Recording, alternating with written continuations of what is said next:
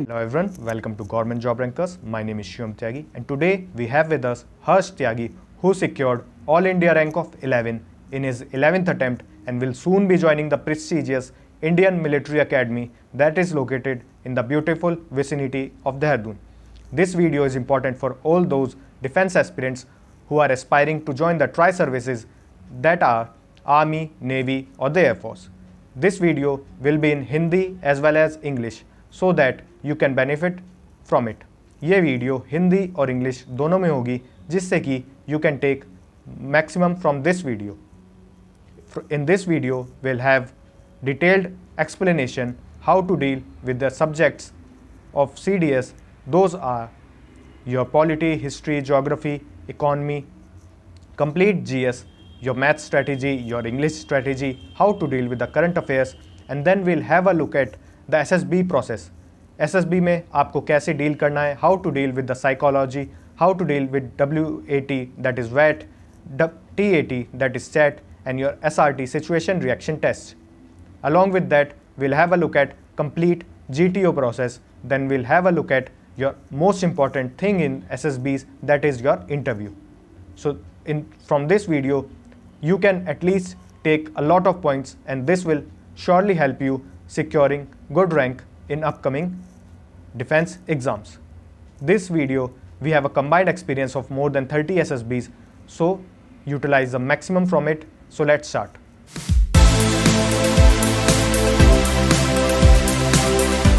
चलिए स्टार्ट करते हैं अभी. चलो, welcome Harsh and welcome Shivam. Thank you भाई. So Harsh, you can start with your journey so far, your educational background and also inform us. आप बताओ सभी बच्चों को कि कौन से अटेम्प्ट में आप रिकमेंड हुए हो और एक ब्रीफ इंट्रोडक्शन के साथ. यार I started my journey in 2016 जब मैं 12th पास किया था and I started with technical entry scheme. तो इनिशियली तो मैं कॉन्फ्रेंस आउट काफी होता था, स्क्रीन आउट नहीं होता था, कॉन्फ्रेंस आउट होता था. एंड देन जनरली धीरे धीरे करके फिर मैं अटेम्प्ट्स देता चला गया और वो पता नहीं कब 8-10 अटेम्प्ट हो गए, पता नहीं चला. फिर कमिंग टू द लाइक जब मैं रिकमेंड हुआ, मैं रिकमेंड 11वें अटेम्प्ट में हुआ बैंगलोर से सीडीएस एंट्री के लिए. और अब की बार जैसे हम आगे डिस्कस करेंगे कि काफी अनएक्सपेक्टेड था मेरे लिए फाइनल रिजल्ट. मैं एकदम से एक्सपेक्ट नहीं कर रहा था कि रिकमेंड हो ही जाऊंगा इस बार, बट हाँ हो गया. एंड सेकेंडली मेरी एजुकेशन यार मैंने जो 12th तक करी है वो मैंने विवेकानंद स्कूल से करी है दिल्ली में, और ग्रेजुएशन भी मेरी दिल्ली यूनिवर्सिटी से है. मैंने बीएससी मैथ्स किया था, 2019 में मैं कंप्लीट हुआ था. और 19 के बाद मैंने कैट की प्रिपरेशन करी एक साल, और लाइक मैंने एफर्ट तो काफी डाला था, बट अब अच्छा कॉलेज कोई मिला नहीं. एंड अब मैं पीछे देखता हूँ तो लकीली नहीं मिला, अच्छा हुआ, वरना फिर इसमें फंस जाता. उसके बाद में फिर कैट अच्छा नहीं गया तो मैंने जॉब वॉब भी देखा कहीं पर, तो वो भी नहीं मिला. आई थिंक इवन कोई 20,000 की नौकरी भी नहीं दे रहा था मेरे को. फिर बाद में तो मैंने सीएपीएफ की प्रिपरेशन स्टार्ट किया प्लान चेंज करके. तो फिर सीएपीएफ के साथ साथ मेरा सीडीएस भी रिटर्न क्लियर हो गया था. तो अभी मई में गया एंड आई गॉट रिकमेंडेड. तो ऐसे ही गए और रिकमेंड होके आ गए फाइनली. प्रिपरेशन किया था, फाइनली हो गया. हाँ. ओके, सो त्यागी जी, शिवम आप भी स्टार्ट करो.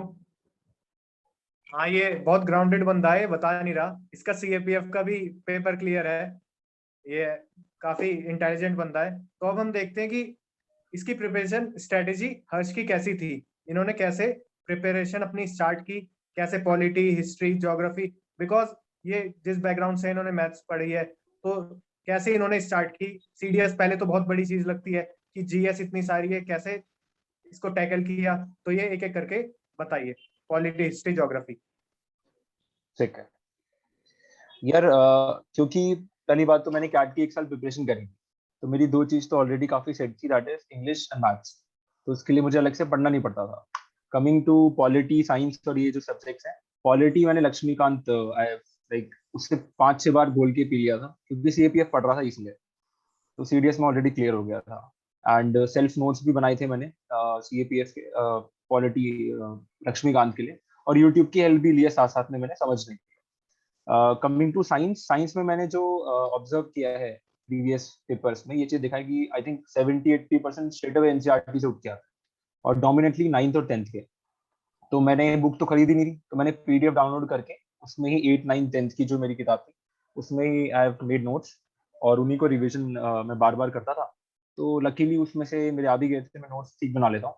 एंड ज्योग्राफी के लिए like what I have observed specifically for CDS की सिलेबस काफी ज्यादा है, लेकिन सीडीएस में डायरेक्ट क्वेश्चन एनसीईआरटी से इतने नहीं आते ज्योग्राफी में। जैसे वर्ल्ड पॉलिटिक्स में काफी आ जाते हैं, लेकिन डायरेक्टली एनसीईआरटी से कम आता है। तो मैंने ज्यादा इतना ध्यान नहीं दिया था ज्योग्राफी वाले सेशन पे, बट हाँ 11th-12th मैंने जरूर पढ़ा हुआ है, अगेन वही एनसीईआरटी पीडीएफ करके नोट्स बना के। फिर हिस्ट्री के लिए मैंने जो ट्रेंड देखा है पिछले 1-2 साल में, वो ये देखा है कि अभी पिछले 1-2 साल से यूपीएससी के पेपर में जो हमारी 12th क्लास की एनसीईआरटी है, जो 3 बुक है, 3 जो है, एंशिएंट और मेडिवियल से थोड़ा थोड़ा इंक्रीज हो रहा है। तो उस पर मैंने ज्यादा फोकस करना स्टार्ट किया। जो हमारे ट्रेडिशन है, ये जो अपने मौर्य पीरियड हो गया, ये वाला, इसमें थोड़ा सा इंक्रीज हुआ है ना। इस सीएपीएफ के पेपर में भी ये चीज ऑब्जर्व करी होंगी। और तो यही चीज मैं रिवीजन यार ज्यादा करता था, क्योंकि यूपीएससी में इतना सिलेबस है तो आप भूल जाते हो। तो ये तो सीएपीएफ ने सिखाया है कि आप रिवीजन नहीं करोगे तो भूल जाओगे। तो यार ये मेन मेन मेरा स्ट्रैटेजी था कि मेन मेन सब्जेक्ट करना है। बाकी स्पेसिफिकली यार मैंने पेपर के लिए ज्यादा कुछ किया नहीं, क्योंकि सीएपीएफ सारा क्लियर कर रहा था, मेरा सब कुछ कवर कर रहा था। बाकी मॉक टेस्ट जरूर दिया मैंने, कि एक बार टाइम के लिए मैं एक्लेमेटाइज हो जाऊं, उसमें कोई दिक्कत ना हो पेपर में। बाकी हाँ यार यही है। प्रीवियस ईयर क्वेश्चंस का क्या रोल लगता है? यार previous year I think that is very important, क्योंकि प्रीवियस ईयर करने से पेपर करना आ जाता है, और स्पेशली मैथ्स के पेपर के लिए। क्योंकि मैथ्स में ना काफी होता क्या कि जब पेपर कर रहे होते हैं बंदे, तो पेपर कंप्लीट नहीं होता। लेकिन मैं जब पेपर करता था तो मैं एटलीस्ट पेपर को 2-2 3 3 बार देख लेता था, क्योंकि मैंने कैट के टाइम पे भी इतने मॉक्स दिए हैं, इवन मैंने सीडीएस के भी बहुत सारे मॉक्स दिए हैं। तो प्रीवियस ईयर आप देते रहोगे तो आपको पैटर्न भी पता चलेगा कि झुंड में क्वेश्चन डिफिकल्ट होते हैं, तो बच्चा एक बार फंसता है तो फिर फंस ही जाता है। तो वो स्किप करना आना चाहिए कि कैसे कहाँ क्वेश्चन जो लंबा है, जैसे अगर 3-4 मिनट ले रहा है, मुझे पता होना चाहिए क्वेश्चन ना 4-5 मिनट ले लेगा मेरे, तो मैं इसको अभी नहीं करूंगा, बाद में करूंगा। तो पहले वो 30-30 सेकंड वाले क्वेश्चन निपटाते हुए आगे चलते। तो ये मैथ्स में था। इवन जो अपना जीके वाला पेपर है, जनरल अवेयरनेस वाला, आई थिंक उसमें हमारा एलिमिनेशन में बहुत रोल प्ले करता है प्रीवियस ईयर वाला, कि आप क्वेश्चन ऑप्शन देख के पता लगा पाओगे यार, अच्छा ये तो नहीं है, आई थिंक और ऑप्शंस हो सकते हैं बट ये नहीं होगा। तो वहाँ पर 50-50 का खेल बचता है। फिर अगर आप सेफ स्कोर आप पार कर पा रहे हो, तो आप आराम से वहाँ पर थोड़ा 50-50 लगा सकते हो अपना पेपर। हाँ वेरी वेल एक्सप्लेन्ड। अब ये बताइए कि करंट अफेयर्स, बहुत लोगों की प्रॉब्लम होती है, करंट अफेयर्स कहाँ से पढ़ें, न्यूज़पेपर पढ़ें, कितना न्यूज़पेपर पढ़ें, बिकॉज इतना तो टाइम होता नहीं है कि न्यूज़पेपर ही पढ़ते रहें। फिर उनको नोट्स को कैसे जॉट डाउन करें, तो अपनी करेक्ट। स्ट्रेटेजी बताइए। यार जो मैंने किया था, व्हाट आई डिड इज कि मैं तो काफी टाइम से हिंदू न्यूज़पेपर पढ़ रहा था, मेरी हैबिट में था ये, right from my college, initial college. तो मुझे समझने में कोई दिक्कत नहीं होती थी कि क्या चल रहा है, जस्ट मुझे बस फैक्ट्स को एक बार रीड करना है। और हिंदू साथ साथ पढ़ता था, तो थोड़ी बहुत फैक्चुअल चीजें भी क्लियर थी। बट जैसे जैसे पेपर करीब आता था, तो what I used to do was कि मैं यूट्यूब एक चैनल खोलता था, कोई सा भी मैं लेता था, 100 ये एमसीक्यू टाइप करके, वो मैं कान में लगा के डबल स्पीड करके सुनता था। तो आई थिंक इसमें मेरा जीके कवर करता था, करंट अफेयर्स कवर करता था। ओके। और जैसे कुछ स्टूडेंट्स होते हैं, कुछ कैंडिडेट्स ऐसे होते हैं कि उनका, जैसे आपने आईएमए के लिए आपका रिकमेंडेशन हुआ, तो आईएमए के लिए जो कैंडिडेट्स जो होते हैं, ओटीए पे भी हम आएंगे थोड़ा अभी। आईएमए में क्या होता है कि 3 सब्जेक्ट्स हैं हमारे, मैथ्स, इंग्लिश और जीके। तो जनरली देखने को क्या मिलता है कि बंदा या तो इंग्लिश में काफी अच्छा है, मैथ्स में काफी अच्छा है, तो ये 2 सपोर्टिंग होते हैं उसके। जीके में जनरली क्या होता है कि majority of the candidates what they feel कि वो 25, 30, 35 मार्क्स तक आने में बहुत स्ट्रगल करते हैं। ठीक है, तो करेक्ट। मतलब आपने कैसे क्या स्ट्रेटेजी बनाई, और मार्क्स कितने थे, कट ऑफ से कितना आगे निकले थे, और आपको सपोर्ट करने वाले सब्जेक्ट्स कौन थे जिसमें आपको एकदम एकदम कॉन्फिडेंट था कि हाँ, अगर मेरा सिलेक्शन होगा तो इन्हीं सब्जेक्ट से होगा? यार पहली बात तो मुझे रिटर्न की टू बी ऑनेस्ट ज्यादा प्रॉब्लम होती नहीं थी। मेरा मैथ्स ऑलरेडी स्ट्रांग था, तो मैं अराउंड 60-70 उसमें स्कोर कर लेता था। सेम विद इंग्लिश, 60-70 में उसमें स्कोर कर लेता था। Coming to my GK part, GK में यार मेरे को कुछ 2-4 सब्जेक्ट जो था सब टॉपिक्स हैं जो मुझे लगता है कि काफी स्कोरिंग होता है और ज्यादा रिटर्न भी अच्छा होता है। पॉलिटी नंबर 1 पे। पॉलिटी के आई थिंक सीधे फैक्चुअल क्वेश्चंस होते हैं, अगर आपने थोड़ा सा भी पढ़ा है तो you can do very well in that. And secondly science, specifically अगर साइंस बैकग्राउंड है तो फिर डबल मजा है, क्योंकि हमको बस पढ़ना ही होता है, हमें सब कुछ याद आने लगता है जो साइंस वाले स्टूडेंट है। थर्डली ज्योग्राफी और इको आई थिंक इतने ज्यादा स्कोरिंग नहीं है, ये मुझे लगता है। फोर्थली आई थिंक हिस्ट्री वाला देखा जाए तो हिस्ट्री में अगर एनसीईआरटी कोई पढ़ रहा है, मिडीवियल और एंशियंट वाला पार्ट पढ़ रहा है और छोटा सा अगर मॉडर्न भी कर ले रहा है थर्ड पार्ट से, तो आई थिंक वो कवर हो जाएगा, वो स्कोर ठीक ठाक कर ले कि इतना हो जाए कि आराम से स्कोर क्लियर हो जाए। आई थिंक आईएमए के लिए ज्यादा पढ़ने की जरूरत नहीं है, अगर आप मैथ्स और इंग्लिश में इसको अच्छा स्कोर कर रहे हैं। 25-30 marks, 30 marks is a safe score, तो आप कहीं नहीं जाने वाले वहां से। और कट ऑफ की बात आई जहां तक, अभी मैं आई थिंक मेरे वाले में I will B scoring around 165 के आसपास। मैथ्स मेरा इतना अच्छा नहीं गया था, बट जीके अच्छा गया था, all thanks to my CDS CAPF preparation, तो उसमें वो क्लियर आउट हो गया था। ओके, एक चीज तो इंग्लिश जैसा हम देख सकते हैं, इंग्लिश के रिगार्डिंग एक पूछना चाहूंगा, क्योंकि आपने बताया कि पहले भी आपने प्रिपरेशन करी थी कैट की, ठीक है? इंग्लिश के लिए क्या वही प्रिपरेशन ने हेल्प किया सीडीएस के लिए, या कुछ अलग से कोई बुक्स अगर आप बता पाओ तो for many candidates it will help them? To be honest यार, मैंने अलग से भी प्रिपरेशन नहीं किया, बट जो मुझे लगता है कि अगर हम directly let's say antonyms synonyms पढ़ने लगेंगे या फ्रेजेस या आइडियम्स भी पढ़ने लगेंगे, आई थिंक वो ज्यादा वर्क नहीं करेगा लॉन्ग टर्म के लिए। छोटे छोटे बहुत ऊपर मार्क्स ला सकता है। What I think we should do is कि हमें अपना बेस थोड़ा क्लियर करना चाहिए। न्यूज़पेपर या बुक्स जो मिल रहा है वो पढ़ो, जितना ज्यादा रीडिंग को वाश कर सकते हो उतना ज्यादा करो। मैंने कभी आइडियम्स नहीं पढ़े, कभी फ्रेजेस नहीं पढ़े, एंटोनिम्स सिनोनिम्स कभी नहीं पढ़े। इट्स जस्ट कि जब हम पढ़ते रहते हैं ना न्यूज़पेपर, तो ऑटोमेटिकली ना एक इंट्यूशन आ जाता है कि अच्छा ये फ्रेजेस ये आइटम लिखा हुआ है तो इसका ये होगा, ये एलिमिनेट कर सकते हैं एटलीस्ट हम इसमें। तो वो जो बेसिक है ना, तो वो काफी हेल्प करता है, और बेसिक आएगा रीड करने से। और अगर स्टिल आप चाहते हो कि अच्छा यार मेरे को क्वेश्चंस करने हैं, या लेट्स से मैं इतना टाइम नहीं है मेरे पास, तो आई विल स्टिल से कि यार आप प्रीवियस ईयर क्वेश्चन पेपर करो, उनकी प्रैक्टिस करो, और उसको याद मत करो, उसका पैटर्न देखो, पैटर्न क्या रहा है, किस तरह से आगे चल रहा है वो। एंटोनिम सिनोनिम ज्यादा मुश्किल नहीं आते हैं, और जो आते भी हैं वो मुझे लगा करंटली जो भी कुछ टॉपिक चल रहा होता है ना आसपास में, उसमें ही कुछ ना कुछ जोड़ के दे देते हैं एंटोनिम सिनोनिम्स को। तो या and practice is important again, कि आपको पेपर करना आना चाहिए, कैसे करना है वो प्रैक्टिस ही आएगा। ओके, जैसा हम देख सकते हैं एंटोनिम सिनोनिम वैसे भी इतने ज्यादा होते हैं, आप कब तक पढ़ेंगे? एंटोनिम सिनोनिम पढ़ते रह जाएंगे, तो इसलिए करेक्ट। एंटोनिम। और we as we can see he was scoring around 165 plus.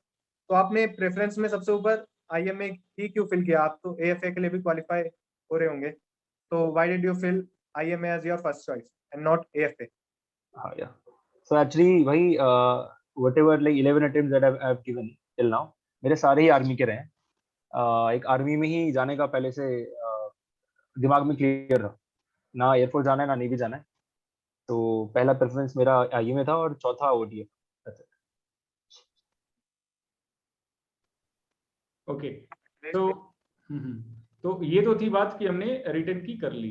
अब एसएसबी की जर्नी कैसे उसको टैकल किया, एसएसबी के लिए क्या प्रिपरेशन करी, और स्टार्टिंग में आपने क्योंकि फेलियर्स बहुत ज्यादा देखे, तो अभी के लिए मैं 2 से 3 क्वेश्चन करता हूं कि प्रिपरेशन कैसे स्टार्ट करी एसएसबी के लिए, और फिर आपने फेलियर्स देखे तो आगे चल करके आपने क्या इंट्रोस्पेक्ट किया कि what were the reasons why did you fail in many attempts. Okay, and at the last कि आपने क्या रियलाइज करा, और लास्ट अटेम्प्ट में जिसमें आप रिकमेंड हुए उसमें आपने क्या डिफरेंट किया। ठीक है, तो जैसे मैंने बताया 2016 में पहला एसएसबी दिया था। उससे पहले मैं एक कोचिंग में गया था दिल्ली में, एक बड़ी फेमस कोचिंग है, नाम नहीं लूंगा, बट आई थिंक वहाँ पर कुछ जो मैंने समझा, जिस तरह से मैंने उनका मैसेज को एक्सेप्ट किया, वो मैंने शायद गलत तरीके से ले लिया। एंड वो थोड़ा सा इस तरह से बता रहे थे कि आप ये, मैं आपको ये चीज दे रहा हूँ, आप इसको पढ़ लो और ये चाहिए कर देना, आप सिलेक्ट हो जाओगे। तो उस टाइम पे मैं थोड़ा सा कम समझदार था, काफी कम समझदार था, तो मैंने बहुत बात मान ली। एंड आई थिंक वो इनिशियली मेरे कम से कम आई थिंक 3-4 अटेम्प्ट्स में मेरे दिमाग में चलता रहा, स्पेशली साइकोलॉजी में, कि वो दिमाग से मैं निकाल ही नहीं पाया। कोई फोटो स्ट्राइक करता है तो वो जो सर पढ़ाते थे कोचिंग में, वो दिमाग में आता था कि अच्छा मुझे 3 तो हिंदू के नाम लेने हैं, 3 मुस्लिम के नाम लेने हैं, और 3 क्रिश्चियन के नाम होने चाहिए, ऐसे ऐसे करके 4 पारसी के नंबर ये नाम होने चाहिए, ये होने चाहिए। तो वो दिमाग से निकला ही नहीं कभी। तो आई थिंक इनिशियली मेरे को 4-5 अटेम्प्ट इसी में लग गए कि मैं क्लियर आउट करूँ। And fast forward to my last, जब मैं ये बताता हूँ, लास्ट के 3 अटेम्प्ट्स मेरे तीनों सीडीएस के हैं, और तीनों ही आफ्टर मेरे ग्रेजुएशन है। और जो पहले के 8 हैं वो सारे 10+2 वाले एनडीए और टीएस के लिए है। तो अब की बार मैंने क्या चेंज किया, की बार मैंने यार ये चेंज किया कि मैं रिस्पॉन्सेस को देखना छोड़ दिया मैं, कि अच्छा कि मैं क्या बोलूँ ऐसा, या मैं क्या लिखूँ ऐसा, या मैं जीटीओ में ऐसा क्या कर दूं जो वो इम्प्रेस हो जाए या वो खुश हो जाए मेरे से। मैंने इस पर बिल्कुल छोड़ दिया करना। तो जब मैं मेरा 10वें अटेम्प्ट से कॉन्फ्रेंस आउट हुआ था, तो मैं घर आया, मैंने सबसे पहले एक पेपर पे नोट डाउन किया कि व्हाट आर द थिंग्स जो मैंने गलत करी हैं, जो मुझे नहीं करनी चाहिए, या मे बी जहाँ मैं इम्प्रूव कर सकता हूँ। तो मैंने वो 5-6 महीने का मेरे पास टाइम था, तो मैंने वो देखा उनको, एंड मैंने प्रोफेशनल हेल्प भी लिया आगे जाकर। मैंने साइक अपना रिव्यू करवाया था, एंड मैंने एक इंटरव्यू मॉक भी दिया था, तो उसने बहुत हेल्प किया मेरा। तो मेरे लिए पर्सनली, अगर आप चाहते हो कि आप जानना चाहते हो कि आप कैसा परफॉर्मेंस है, तो 15-20 हजार की कोचिंग से बेटर आप इंडिविजुअल वाला ले लो, वो बहुत बेटर है। तो फिर मैंने अपने ऊपर वर्क करना स्टार्ट किया, अपना रूटीन बहुत अच्छा सेट कर लिया मैंने। सब उसमें इंक्लूडेड होता था, सुबह रनिंग करने जा रहा हूँ, साइकिलिंग भी इंक्लूडेड होता था, और मेरी सीएपीएफ की प्रिपरेशन भी साथ में चल रही थी। एंड जो मैंने अलग किया, और इसकी मैं घर में रिस्पॉन्सिबिलिटी लेना स्टार्ट कर दिया। छोटी से छोटी भी हो सकती है, पहले मैं इग्नोर करता था, अच्छा ये कैसे एसएसबी का पार्ट हो सकता है, बट फिर धीरे धीरे करके पता चला कि नहीं, लाइक एज दे से कि SSB nothing but a subset of life. तो आप लाइफ में कैसा बिहेव करते हो, वो आपको डिसाइड करेगा एसएसबी में परफॉर्मेंस कैसा होगा। तो घर पे रिस्पॉन्सिबिलिटी ली। कुछ ऐसे काम थे घर पे जो किसी ने मुझे बोला नहीं करने को, बट मैंने खुद से कर लिया, मुझे लगा कि मुझे करनी चाहिए। देन एक यूट्यूब चैनल है एसएसबी के लिए, मैंने देखा था, एक लक्ष्य अकेडमी का है। तो उनकी मैं वीडियोस देखी है मैंने बस, तो मुझे बड़ी इंटरेस्टिंग लगी। उनका एक ये सिग्नल था कि इम्प्रूव योरसेल्फ, दैट्स इट। कुछ ना कहीं कुछ देखते रहो। And I one quote I remember is कि स्टेटस चेंज इज लीडरशिप। आप स्टेटस चेंज करते रहो, इम्प्रूव करते रहो। लेट्स से दादी आपकी बीमार है, लेट्स से उनको कम दिखता है, तो आपने क्या किया उनके लिए? व्हाट आर यू लाइक, अभी तक क्या किया आपने? कुछ नहीं किया आपने। अगर कुछ नहीं किया तो डू समथिंग। आप मे बी उसको डॉक्टर के पास ले जाओ, या पापा से बोलो, पापा ऐसा ऐसा हो रहा है कि हमको दिखाना चाहिए, हमको कुछ ना कुछ करना चाहिए, बैठे मत रहो। सो ये सब मैंने चेंजेस धीरे धीरे करके स्टार्ट की करना। और भी काफी सारे चेंजेस हैं, तो यार अभी इंटरव्यू जैसे चलता है मैं बताता हूँ। Let's break the SSB process. जो 5 डेज होते हैं एसएसबी के, day 1, day 2, day 3, day 4, day 5। अब ब्रेक डाउन करते हैं इनका। तो आपके कितने कैंडिडेट्स आए थे इसमें? सीडीएस में फर्स्ट डे रिपोर्टिंग कितने कैंडिडेट्स की थी? रिपोर्टिंग हमारी 21 कैंडिडेट्स की थी। कोविड के उस टाइम पे कोविड पीक चल रहा था, आई थिंक 3rd और 4th मई था हमारा reporting day, and peak Covid चल रहा था, तो 21 ही आए थे। And out of them 10 got skinned, और आगे जाके हमारा उनका एक ही ग्रुप बना था, तो हम 10 ही बच्चे थे साथ में। सो फ्रेशर प्लस रिपीटर एक ही ग्रुप था आपका? हाँ सेम, 4 इनिशियली हमारे फ्रेशर थे, और जो बाकी 6 थे वो रिपीटर। आपने साइकोलॉजी को कैसे टैकल किया? एक एक चीज बताइए कि टैट में आपने क्या किया, वेट में आपने क्या किया, क्योंकि हाँ ये हेल्प तो हमें पता चल गया कि हाँ हमें इन जनरल अच्छा बनना पड़ता है, बट जब स्टोरीज आपको एक के बाद एक 12 स्टोरीज लिखनी होती हैं, तो दैट बिकम्स वेरी डिफिकल्ट। तो उसमें कैसे स्टोरी को हैंडल करना चाहिए, कैसे हमारी स्टोरी यूनिक बनेगी, वो कैसे आपने अपने अपने से कैसे कनेक्ट किया अपने पीआईक्यू फॉर्म से, तो उसके बारे में कुछ बताइए। ठीक है, तो मैं स्क्रीनिंग से स्टार्ट करूं पहले? हाँ। ठीक है, ठीक है। तो हमारे दो ग्रुप बने थे 21 बच्चों के। आई थिंक एग्जैक्ट नंबर याद नहीं है, बट 10 या 11 ऐसे कुछ बना होगा। स्क्रीनिंग पे नॉर्मल फोटो आया था। जो मुझे फोटो दिखा वो ये था कि 2 बच्चे टाइप के राइट साइड पे खड़े हुए हैं फोटो के, और लेफ्ट में एक कपल खड़ा हुआ है, लड़का और लड़की खड़ा है। तो मैंने सिंपल सा स्टोरी बनाया, मैंने कुछ हाई फाई नहीं किया, क्योंकि हमारी 21 एज है, तो हम कॉलेज वाले से काफी रिलेट करते हैं। तो आई रोट की दीज आर 2 स्टूडेंट्स, उनकी छुट्टी चल रही है, कॉलेज में ऑफ चल रहा है, और दे थॉट कि लेट्स मेक इट क्या कहते हैं, प्रोडक्टिव, और वी लर्न समथिंग। तो वो ऑलरेडी गोवा के आसपास रहते थे, बीच एरिया। तो आई रोट कि अच्छा, उन्होंने क्या किया, लोकल जो टेंडर वगैरह, लोकल जो ट्रेडर होते हैं, उनसे पोस्टर्स खरीद लिए काफी ज्यादा, क्योंकि मेरे फोटो में ना काफी बड़ा सा एक उनके हाथ में दिखा था, तो वो उनको शो कर रहे हैं कपल्स को। तो मैंने कहा ये पोस्टर्स वगैरह लोकल लोगों से वहाँ पर जो बंदा होता है, उसे खरीदते हैं सस्ते रेट पे और बीच पे आके ये उसको बेचते हैं। और फिर थोड़ा इंटरेस्टिंग बनाने के लिए मैंने लिख दिया कि ये जो ना जो बंदे हैं, जो बच्चे हैं, जो ये अट्रैक्ट करते थे जो वहाँ पर टूरिस्ट आए हुए हैं, मे बी डांस करके, एक गिटार बजाता था तो गिटार बजा के अट्रैक्ट कर रहा है उनको। और वो शाम तक जब उन्होंने सारे बेच दिए तो उन्होंने जो 2-4 बचे हैं वो बैग में डाले और कपड़े वपड़े निकाले और दोनों पानी में कूद गए मजे करने के लिए, और सनसेट देखा वहां पर, खत्म किया, वापस आए और अपने अपने घर चले गए। और 2-4 दिन उन्होंने किया, फिर उनके कॉलेज वॉलेज खुल गए, फिर अपना कंटिन्यू कर दिया। ये मेरी नॉर्मल स्टोरी है। कुछ इसमें कुछ ऐसा हाई फाई कुछ मैंने ज्यादा कुछ ऐड नहीं किया, मसाला वसाला। और डिस्कशन में भी ऐसी हुआ, डिस्कशन में क्योंकि मेरी जो स्टोरी थी वो बिल्कुल डिफरेंट थी और मैं आखिरी बंदा था, 21 चेस्ट नंबर था मेरा, तो मैं सब पहले ही समझ चुका था कि मेरी बिल्कुल स्टोरी अलग है। तो मैं नहीं बोल पाऊंगा जीटी में, अपना पॉइंट ज्यादा रख नहीं पाऊंगा। तो मैंने बस स्टार्टिंग में सुना 1-2 मिनट की क्या बोलना चाह रहे हैं, तो मैंने अपनी स्टोरी भूल गया पूरी एंड उनके में ही कुछ ना कुछ ऐड कर दिया। अच्छा ठीक है, chest number this and this, putting a very good point, let's add it to the main story something करके। ज्यादा लंबा नहीं चला हमारा, सर जीटी सर थोड़ा जल्दी में थे तो जल्दी में मैंने निपटा दिया हमारा जीटी। एंड उसके आई थिंक उसके 15-20 मिनट बाद हमारा रिजल्ट आ गया और 10 बच्चे स्क्रीन इन हो गए। चलो ये तो हो गया। फिर देन नेक्स्ट डे हमको पता चला कि हम एक ही ग्रुप है हमारा 10 का। और हाँ, स्पेसिफिकली साइक का बताता हूँ मैं। साइक में जैसे मैंने बताया, मैंने एक रिव्यू लिया था, एक साइकोलॉजिस्ट सर है, उनका रिव्यू लिया, मैं काफी सेटिस्फाइड था और थोड़ा सा कॉन्फिडेंट था आपकी बार, थोड़ा क्या काफी कॉन्फिडेंट था कि मैं अच्छा ठीक स्कोर करूंगा। जब मैंने निकल के आया वापस बाहर, जब मैंने 12 स्टोरी लिखी, तो मैंने एक चीज रियलाइज करी कि मेरी ऑब्जर्वेशन बहुत बढ़ गई थी हर फोटो में। मैं छोटी सी छोटी चीजों को रिलेट कर पा रहा था। लेट्स से मैं बताता हूँ, एक हमारे पास फोटो थी जिसमें 4 बच्चे खड़े हुए थे सेंटर पे।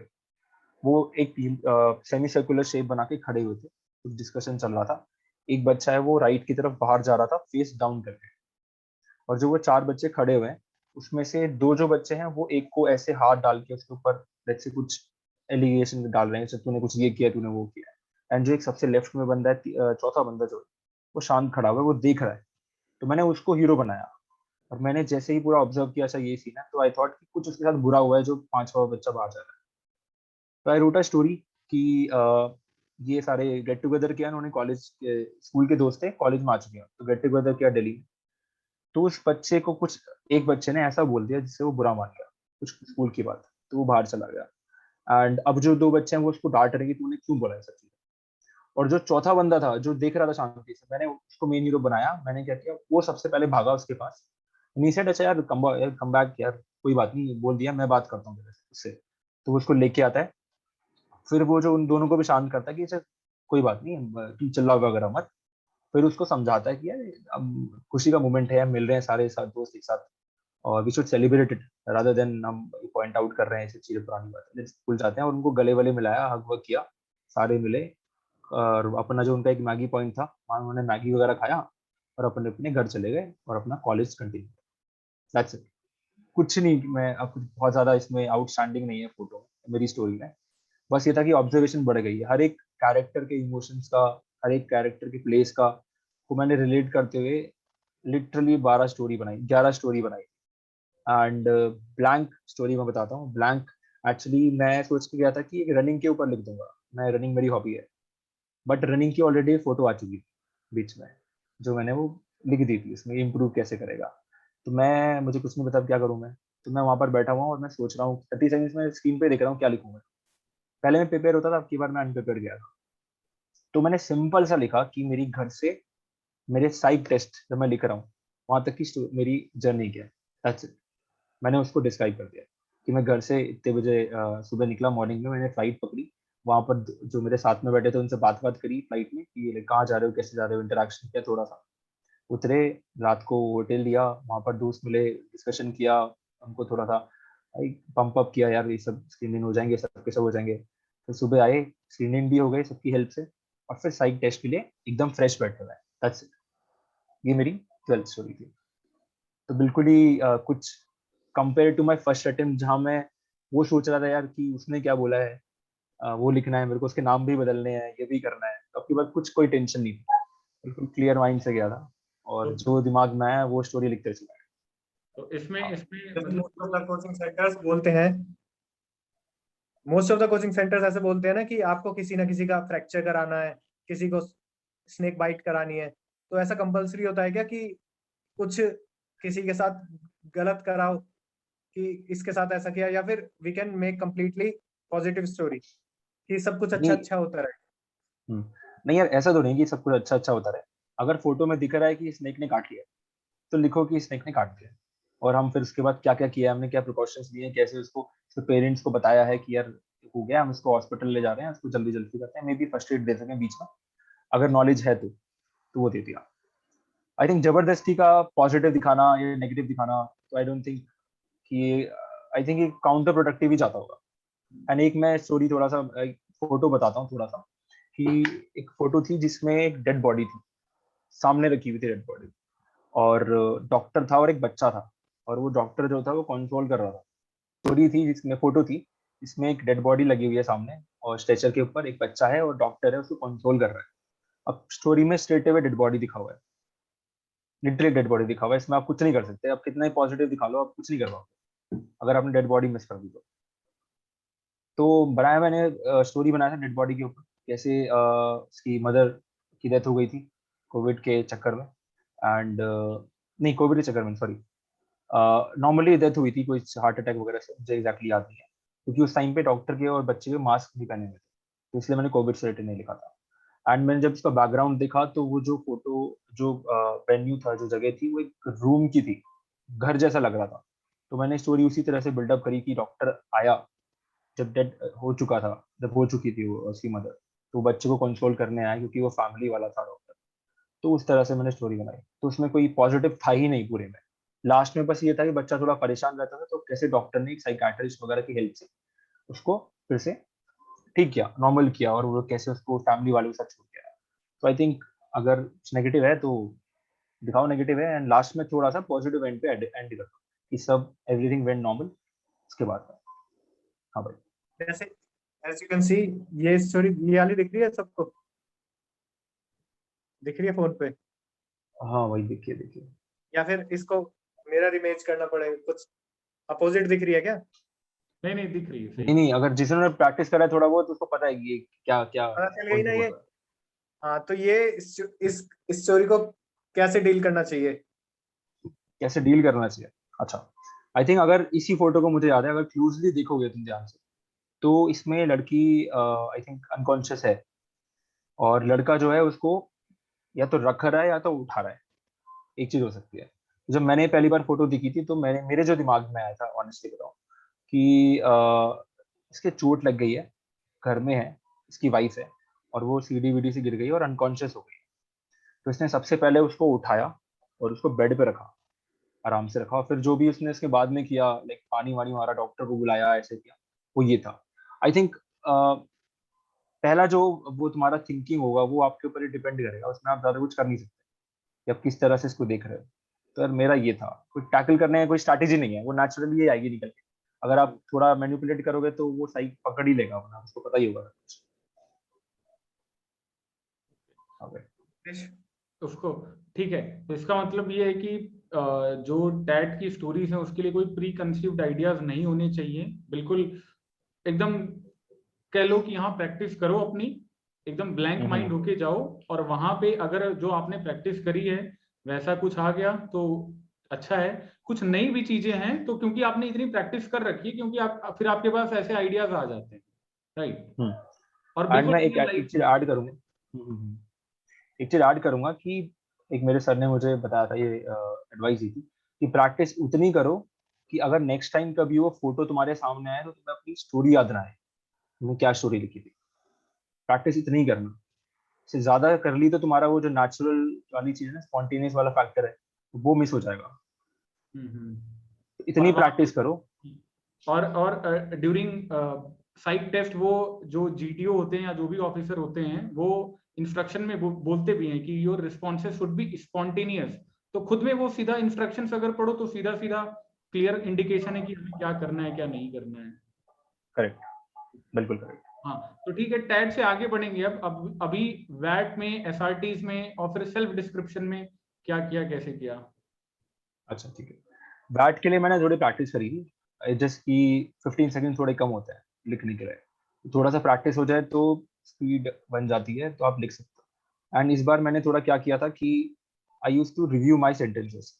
लेट्स से मैंने 10 वर्ड्स लिखे हैं टाइमर लगा के प्रॉपर, उनके लिखे हैं, देन मैं इसको रीड करूंगा कि मैंने कैसे और कहाँ इंप्रूव कर सकता हूँ, और मैं उनको इंप्रूव करता था बैठ के। लेट्स से मैं 1-1 मिनट लगा रहा हूँ सेंटेंस को ये याद करने के लिए, मेरा पहला इस वर्ड को देखने के बाद ओरिजिनली थॉट क्या था, क्योंकि हमारा एसएसबी में होता है कि सब कुछ ओरिजिनल नहीं हो पाता 15 सेकंड में, नॉट पॉसिबल कि ओरिजिनल थॉट्स भी देख लें, अच्छा भी लिखें और लिख भी दें, सब 15 सेकंड में बहुत मुश्किल है चीजें होना। तो मैं व्हाट आई डिड वाज कि मैंने उनको रिव्यू किया, मेरे ही थॉट्स होते थे वो, उसको लिखा एंड मैंने एक सेट बना लिया था, 30-35 वर्ड्स का था, जो मुझे लगते थे कि ये वर्ड्स आते हैं, मैंने देखे हैं, 10 अटेम्प्ट्स हो चुके थे, मुझे पता था। तो मैंने उन पे अपने ही खुद के लिखे, अपने जो मेरे सेंटेंसेस हैं, और एक बार मेरा साइट टेस्ट होने से पहले मैंने उसको ऊपर से रीड कर लिया। सच, मैंने याद नहीं किया, मैंने रीड कर लिया, जिससे अगर ये वर्ड आता है तो मैं कनेक्ट कर पाऊँ, अच्छा मेरी ये थॉट है, ये ओरिजिनल थॉट है, इसलिए मैं लिख देता हूँ। ये बैट वाला पार्ट हो गया, and I did around I think 55 के आसपास मैंने किया था, 5 मेरे छूट गए, नहीं हो पाए थे काम। इसमें हाँ, इसमें एक क्वेश्चन करूंगा कि जैसे वहां पे कॉलम्स जो होते हैं वो बहुत लंबा सेंटेंस हम नहीं लिख सकते, 4 to 5 वर्ड्स का सेंटेंस हम कर सकते हैं, तो क्या इसमें ग्रामर भी करेक्ट करेक्ट। इम्पोर्टेंस रखती है? इसमें हमें वो उस सेंटेंस से का सेंस निकलना चाहिए, हमारी साइकोलॉजी निकलनी चाहिए, हमें ग्रामेटिकल एरर्स को भी ध्यान रखना है, क्योंकि सब कुछ नहीं हो पाता जैसे आपने बताया यहाँ पे। तो बेसिकली क्या है कि हमारा क्या थॉट प्रोसेस निकल करके आना चाहिए या ग्रामर भी सही होनी चाहिए? देखो, ग्रामर अगर अच्छी है तो डेफिनेटली इज अ प्लस। इतना खराब ग्रामर ना हो कि जो आप बताना चाह रहे हो उसको पता ही नहीं चले, क्योंकि हमने देखा है एसएसबी में देयर आर पीपल, उनको वो थोड़े रूरल बैकग्राउंड से होते हैं, वो इंग्लिश नहीं कर पाते, but they still clear it, because वो इतना कर देते हैं, लिख देते हैं कि बस उनका जो बताना चाह रहे हैं वो वहां तक पहुंच चुका है, एक्सप्रेशन तो आ वहां जाए। तक चलेगा, एक्सप्रेशन आ जाए, मतलब तुम्हारा जो थॉट है वो उससे पहुंच जाए। एंड अगर ग्रामर ही अच्छी है तुम्हारी तो obviously it is a plus point. Okay okay, move forward towards SRT. हाँ ओके। एसआरटी में अगेन एक मैं बुक रिकमेंड करना चाहूंगा यहाँ पर। एक बड़ी इंटरेस्टिंग सी बुक है, इसका नाम है अवेकनिंग योरसेल्फ, एंड ये कोई एक रुद्रा ऑथर है, अमेजोन पे अवेलेबल है। तो मैं जितने भी मेरे इंटरेक्शन हुआ है बच्चों से, मैं ये इनको रिकमेंड करता हूँ। उसमें पूरी बुक में मैं बताऊं 2 स्टोरी लिखी हुई है खाली, लिटरली 2 स्टोरी। तो वो ये नहीं दिखा रहा है कि स्टोरी कैसे लिखना है या क्या लिखना है, वो ये बताता है कि इम्प्रूवमेंट कैसे करना है सब्जेक्ट। उसमें एसआरटी का एक छोटा सा पार्ट है, उसमें एसआरटी में वो बताता है कि बेसिकली एसआरटी है क्या। एसआरटी में 2 चीजें होती हैं, एक तो बीच में होता है ऑब्स्टेकल, और एक होता है फाइनल टास्क जो तुम्हें अचीव करना है। लेट्स से कोई छोटा सा उठा लेते हैं, लेट्स से हम एसआरटी हमने देखे हैं कि अ, तुम मार्केट गए हो दवाई लेने के लिए, और मम्मी ने दवाई जल्दी मंगाई है, एंड बीच में बारिश पड़ गई, what will you do, something करके। तो इसमें क्या है, ऑब्स्टेकल क्या हो रही है, तेज बारिश, और हमारा मेन टास्क क्या है कि घर पे जल्दी पहुंचाना है। तो उसका स्ट्रैटेजी सिंपल था कि ऑब्स्टेकल को ओवर करो, कवर करो, जो भी उसे करना है, एंड मेन जो अपना मेन टास्क है उसको कंप्लीट करो। तो नॉर्मली इसमें क्या होगा, अगर दवाई लेने जाता तो लेट्स से मैं बोलूंगा दवाई ली मैंने, बारिश पड़ गई, तो क्या करोगे, यू विल सी अगर कुछ मेरे को व्हीकल मिल जाता है।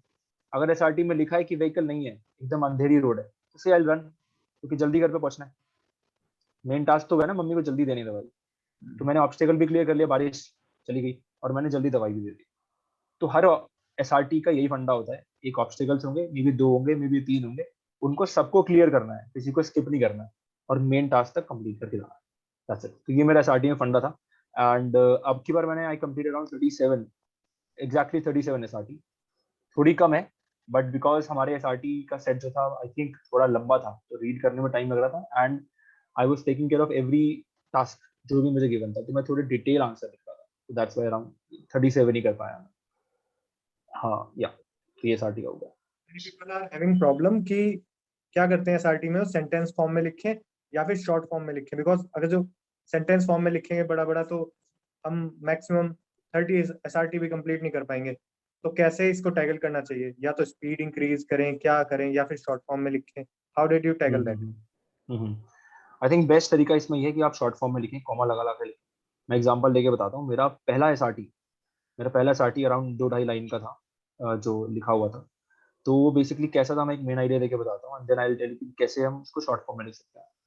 उसका मेन जिस्ट जो था एसआरटी का वो ये था कि एक you have a very good friend, और जो तुम्हारा फ्रेंड है वो तुम्हारे पास आया है and he is arguing with you for something जो तुम्हें पता नहीं है, और आप पूछ रहे हो बट वो बता नहीं रहा है, और वो बहस कर रहा है और वो वायलेंट हो गया है। अब आपको हाथापाई करना स्टार्ट कर दिया उसने, एंड स्ट्रेट अवे पहली लाइन में लिखा हुआ था, पहले स्टार्टिंग में लिखा हुआ था is a good friend, is a very good friend rather, और वो तुम्हारी बात सुन भी नहीं रहा है और वो मार भी रहा है, और तुम पूछ भी रहे हो वो सुन कुछ नहीं कर रहा है। Now what you will do? तो मेरा इसमें नेचुरल रिस्पॉन्स था जो होता है कि आप एक टाइम तक आप बोलोगे अच्छा रुक जाओ क्या हो रहा है, बट फिर उसके बाद आप सहोगे नहीं, उसके बाद आप भी कुछ करोगे।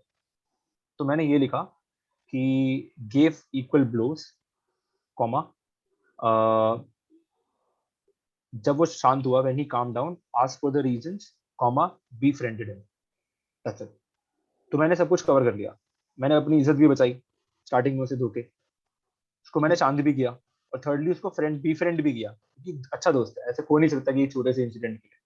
तो ये छोटे छोटे दो दो तीन तीन के लिखे सेंटेंस और कॉमा लगा ला के कनेक्ट हो गए।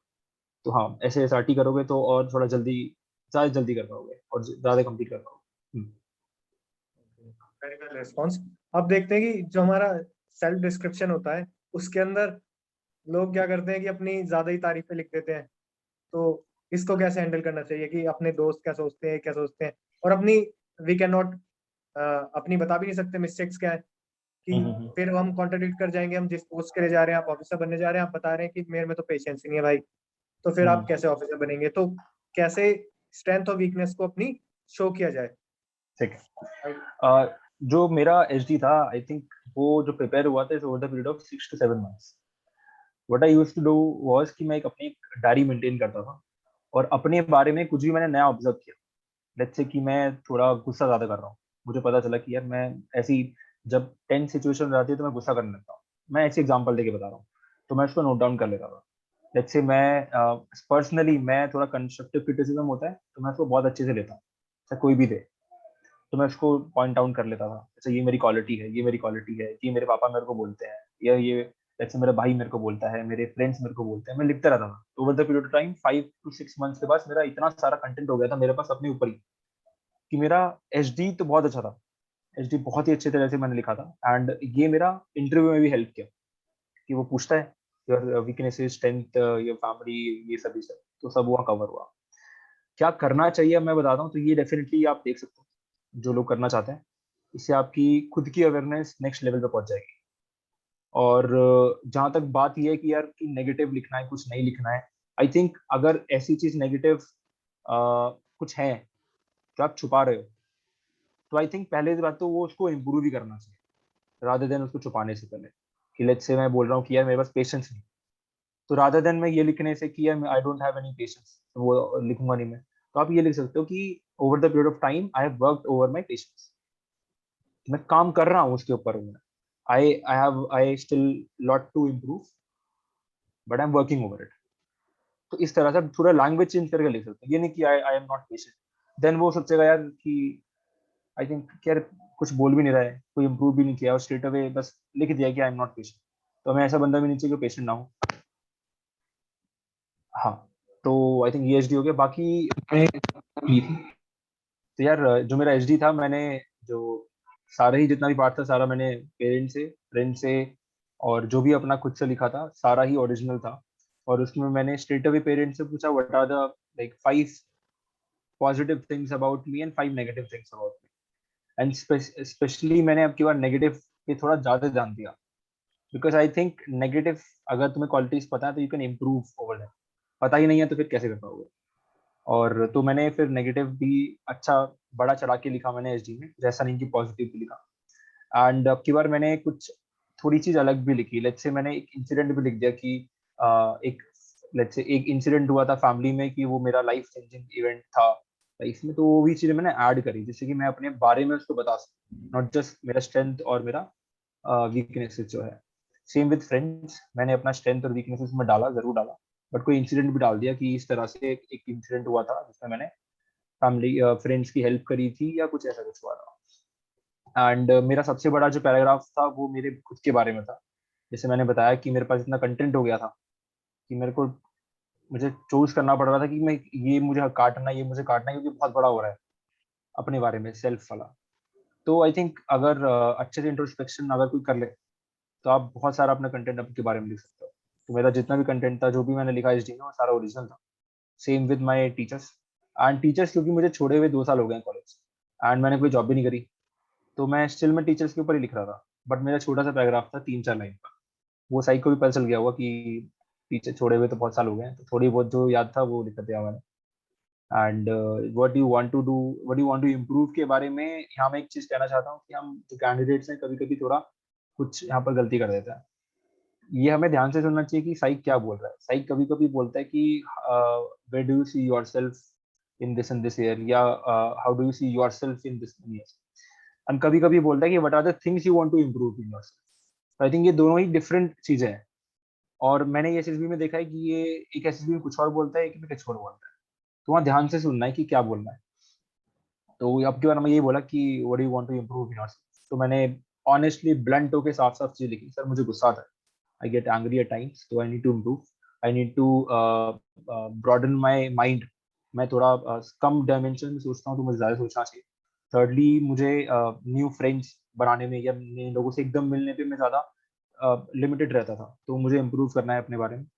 एंड बाकी हैंड राइटिंग, ये सब लैंग्वेज आई डोंट थिंक ये कुछ भी ऐड करता हुआ, रादर देन इरिटेटिंग दी साइकोलॉजिस्ट। बोलता है वही चीज़ पढ़ रहा हूँ बार बार। तो थोड़ा सा अलग अगर लिखे तो वो शायद खुश होगा कि अच्छा ठीक है, एटलीस्ट उसको अपने बारे में पता है और वो जेन्युइनली इम्प्रूव करना चाहता है। तो ये मेरा एचडी था प्रॉपर, मैंने 14-15 मिनट के अंदर लिखा था। और कंटेंट था बस 2 दिन पहले एसएसबी से जाने से पहले मैंने उसको राइट डाउन कर लिया था बना के। हाँ, तो ये एचडी था। तो मेरा ओवरऑल मेरा टेस्ट जो था वो ठीक था। मैं ये नहीं कह सकता कि बहुत बढ़िया था या बहुत बेकार था। But after like getting recommended मुझे रियलाइज हुआ कि नहीं, I have done like literally good. अब की बार अच्छा किया है मैंने पहले बार से। ये मैं ओवर कॉन्फिडेंट नहीं हो रहा था, पहले हो चुका था, कुछ नहीं हुआ था, इसलिए मैं थोड़ा अपने कार्ड्स को छुपा के रखा हुआ था। हाँ। So Let's come to the most important thing of SSB interview, जो कि है आपका इंटरव्यू। तो आपका इंटरव्यू किस डे था? ऐसा तो नहीं था कि आपको जो जीटीए वाली ड्रेस है उसके अंदर ही आपको बुला लिया? कैसे आपने उसको फेस किया? What were the questions? क्या लास्ट टाइम से क्वेश्चंस आपको अलग मिले? Just go on. तो मेरा जो इंटरव्यू था वो साइक के बाद ही था, लेकिन मेरे को जो मेरा चेस्ट नंबर था वो 10 था और स्टार्ट हुए थे चेस्ट नंबर 5 और 6 है। मेरे पास टाइम था आराम से 3-4 घंटे का। और जो कैंडिडेट्स थे वो भी अपना रिव्यूज दे रहे थे कि ऐसा ऐसा हो रहा है, तो वो भी मेरे को डेफिनेटली हेल्प किया। तो मैं जिस एटीट्यूड से अब की बार गया था वो बिल्कुल अलग था आई थिंक पहले से। अब की बार कोई डिफरेंट मेरे दिमाग में नहीं था कि यार इम्प्रेस करना है, क्या बोल दूं कि कुछ हो जाएगा, कुछ नहीं था। मैंने कहा मैं ऑलरेडी सी पे फ्री हो चुका था, थोड़ा कॉन्फिडेंस था मेरे पास बात करने के लिए उसको, और कंटेंट था बोलने के लिए कि सर कुछ किया है, 2 साल से ऐसे नहीं बैठा, आई डन समथिंग। तो मैं चिल होके गया बिल्कुल अंदर। एंड जहाँ वेटिंग रूम होता है तो वहाँ पर मैंने थोड़ा वेट किया, आधे घंटा कुछ वेट किया था। तो वही चीज जो नॉर्मल क्वेश्चन पूछते हैं कि क्या कर रहे थे वहाँ पर आप, मेरी इनिशियल स्टार्टिंग ऐसी हुई थी। तो आई टोल्ड सर कि वहाँ पर आईएमए की एक वो थी, बुक थी, काफी हिस्ट्री की बुक टाइप थी, कैसे बना है, कहाँ से बना है। तो sir I was looking at those photos and mesmerising and seeing myself there. तो वो खुश हो गया, तो समझा अच्छा ठीक है, हैव अ सीट। देन मैं फिर बैठना फिर स्टार्ट हुआ। एंड माय इंटरव्यू ओवरऑल मैं पहले बताता हूँ, it was very normal interview. Around 45 minutes मेरा इंटरव्यू चला था, एंड मुझे कहीं नहीं लगा कि he want to put me under any pressure. It's like family interaction चल रहा है, लाइक मेरे रिलेटिव हैं, कुछ बात कर रहे हैं और मैं बस बात करे जा रहा हूँ, जो पूछ रहे हैं मैं बता दे रहा हूँ। और मेरा जो इंटरव्यू था नॉर्मल, जो हमारा रैपिड फायर जिसे बोलते हैं, वो नॉर्मल था। एजुकेशन के बारे में उसने मुझसे पूछा, वही बेसिक क्वेश्चन जैसे जैसे पूछते हैं मैंने उनको बता दिया। एंड वन मोर थिंग यहाँ मैं एक क्लियर बताना चाहूंगा कि जो हम रिपीटर्स होते हैं कोई गलती करते हैं, गलती ये करते हैं कि हम एज्यूम करना स्टार्ट कर लेते हैं। और ये चीज मैं अपने हिसाब से अपने ज्ञान नहीं दे रहा हूँ, ये एक्चुअली एक इंटरव्यूअर ने मेरे को बताया था कि रिपीटर्स ऑटोमेटिकली एज्यूम करते हैं कि यार ये क्वेश्चन पूछेगा तो मैं खुद ही बता देता हूँ। जैसे अगर वो पूछ रहा है तुम कौन कौन से कोकुलर एक्टिविटी में पार्ट करते हो, तो मैं उसके नाम देने की जगह नाम भी दूंगा, बट उसके बारे में हिस्ट्री बताता हूँ, सर ये किया था, सर ये किया था, वो किया था। उसने पूछा नहीं है, तो हम रिपीटर से गलती कर देते हैं। तो उस पर थोड़ा सा ध्यान देना चाहिए हमको कि जो पूछा है वही बताएं, अदरवाइज कुछ उल्टी सीधी चीजें और एक्स्ट्रा कुछ ना बताएं। तो नॉर्मल मेरा एजुकेशन के ऊपर चला पहले, और उसने बताया मैंने ये सब सर एजुकेशन यहाँ किया है, इतने इतने मार्क्स आए, सब कुछ क्लियर आउट किया है। एंड इस दौरान जो मेरे रैपिड फायर चल रहे थे वो बीच में पूछ रहे थे स्टैटिक के current affairs. Not current affairs, sorry क्या बोल रहा हूँ, स्टैटिक के जनरल अवेयरनेस से जो क्वेश्चन होता है, नॉट इवन करंट अफेयर्स, कुछ नहीं चल रहा था उस टाइम पे, कुछ नहीं पूछ रहा है वो कि क्या कोविड चल रहा है, क्या चल रहा है, बट वो पूछ रहा है अच्छा टेल मी हर्ष, जो प्रेसिडेंट है इनिशियली, सबसे पहले प्रेसिडेंट और लास्ट प्रेसिडेंट है, मुझे स्टार्टिंग से लेके सीरियल वाइज इसके ईयर में आए हैं वो काउंट कराना स्टार्ट करो। तो मैंने 3 गिनवाए, मैंने कहा सर मुझे इतने ही पता है, बाकी रैंडम में बता सकता हूँ मैं थोड़े बहुत। सर हाँ गो हेड। मैंने उसको रैंडम में थोड़े आगे पीछे बताया। तो जहां पर वो ऑलरेडी एक जगह घुस रहा था, सर घुस रहे थे रिमोट से, जो घुस रहे थे सर, तो वो खाली बस जनरल अवेयरनेस था, वो डीप में जा रहे थे। मैं प्राइम मिनिस्टर की लिस्ट आई तो वो इंदिरा गांधी के ऊपर आ गए, what happened to Indira Gandhi. मैंने बोला sir she was killed by like 2 of his bodyguards. जैसे क्यों क्यों मारा उनको, जैसे अच्छा क्या रीजन था, मैंने बोला सर ऑपरेशन ब्लू स्टार हुआ था तो maybe that was the dominant reason कि क्यों ना मार दिया। अच्छा क्या हुआ, what happened in Golden Temple, कौन सा उसमें पॉलिटिकल लीडर था जो हेड कर रहा था। तो यही एक जो जनरल स्टैटिक वाला पार्ट था उसमें अंदर सर घुस के देख रहे थे। और लकीली फॉर मी मेरा थोड़ा अच्छा था अगर ये जीके वाला पार्ट, तो मेरे लिए वर्क किया वो, तो मैं प्रेशर के अंदर बिल्कुल नहीं आ रहा था। फिर वापस से नॉर्मल एजुकेशन स्टार्ट हो गया, फिर नॉर्मल, फिर मेरा को करिकुलर एक्टिविटीज चला गया, फिर फैमिली के बारे में पूछ रहा है तो पूछ रहे हैं। तो मुझे रियलाइज हुआ कि आई थिंक माय ऑब्जर्वेशन कि he was a family man. तो मैं कुछ फैमिली की बात बता रहा था, वो बहुत खुश रहते थे, तो वो मास्क ऐसे पहन के रखा हुआ था उन्होंने, जब कभी भी उनको खुशी दिखानी होती थी वो मास्क ऐसे नीचे करके स्माइल करके फिर वापस रख लेते थे। तो या एक बहुत ही अच्छा इंटरेक्शन था, कोई प्रेशर नहीं था मेरे पास, किसी की तरह का प्रेशर नहीं था। और जब 45 मिनट्स हुए तो मुझे एकदम रियलाइज हुआ कि इंटरव्यू खत्म हो गया। मुझे लगा कुछ शायद मैं अब तो दिमाग परफॉर्म नहीं कर पाया हूँ इसलिए जल्दी खत्म हो रहा है मेरे। बट आई सेड कि अच्छा क्वेश्चन पूछना है, no no sir I am satisfied, you can go. तो बाद में पता चला 45 मिनट्स का इंटरव्यू था, एंड तो भी मैंने उस टाइम पे भी नहीं सोचा था कि मेरा इंटरव्यू अच्छा गया है, क्योंकि मैं पहले सोच चुका था और मेरा नहीं हुआ था। तो मैं स्टिल था कि अच्छा ठीक है, इट वाज ओके। जो क्वेश्चन उसने पूछे थे काफी मैंने बताए उसको, एंड कुछ थे जिनके लिए मैंने स्ट्रेट अवे सर को बोला सर मुझे नहीं पता है।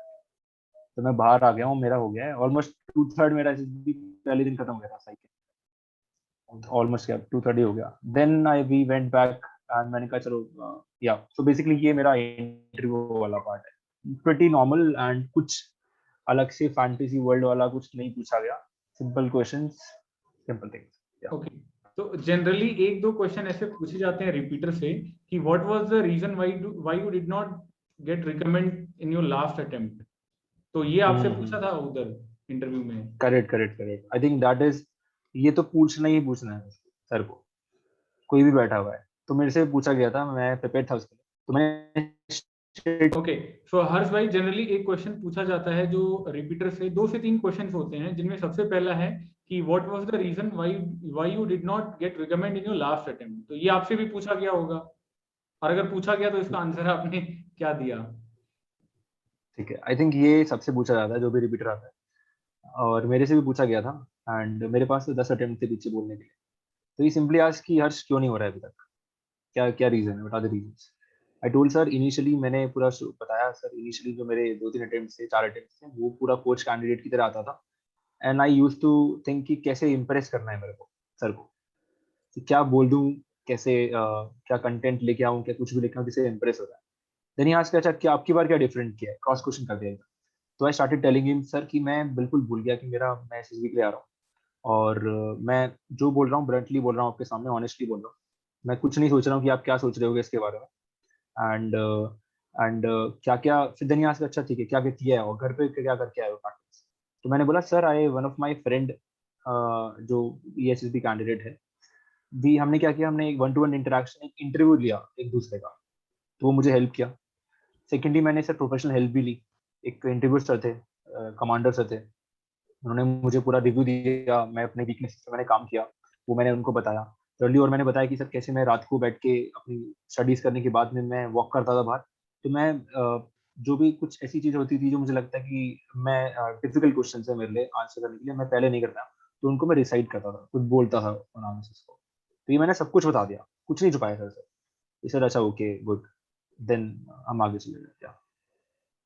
ओके, तो क्योंकि आपका साइक का टेस्ट पहले हो चुका था, उसके बाद इंटरव्यू था, ठीक है, और इंटरव्यू के बाद GTO हुआ होगा, राइट, नेक्स्ट डे। तो साइट से रिलेटेड कुछ क्वेश्चन पूछा कि which were the task you completed today and how was your performance, are you satisfied, ऐसा कुछ क्वेश्चन?